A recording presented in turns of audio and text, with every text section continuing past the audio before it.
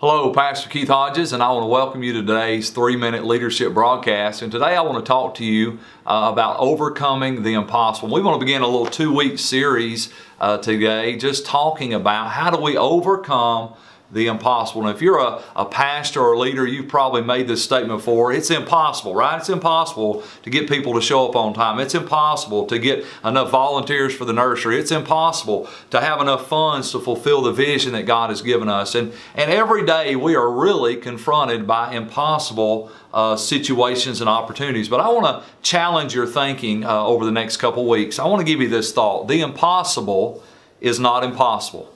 It just hasn't been done yet.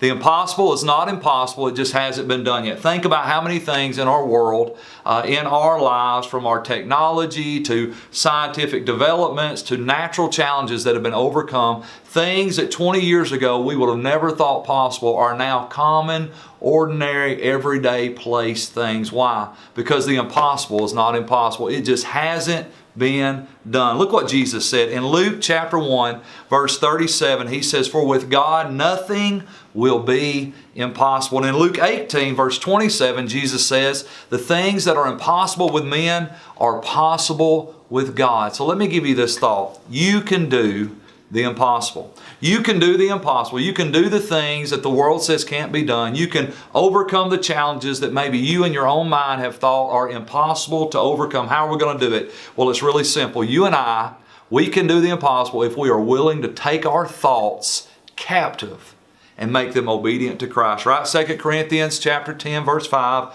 says, "Bringing every thought into captivity to the obedience of Christ." Now let me just challenge your thinking for a minute, because usually when we think about that verse and think about taking our thoughts captive to Christ, we typically think about the negative thoughts, right? And that's true, right? I can do the impossible, but I first of all have to take those negative thoughts captive. I can't be caught up in the negative mentality of doubt and fear and worry. But I want to flip the coin. Because taking our thoughts captive also means recognizing that we have God thoughts and God ideas. How many of those have you had? How many ideas have you had that you knew were from God? How many thoughts have you had that you knew were from God? And then what happens many times? We don't take those thoughts captive and we never make them obedient.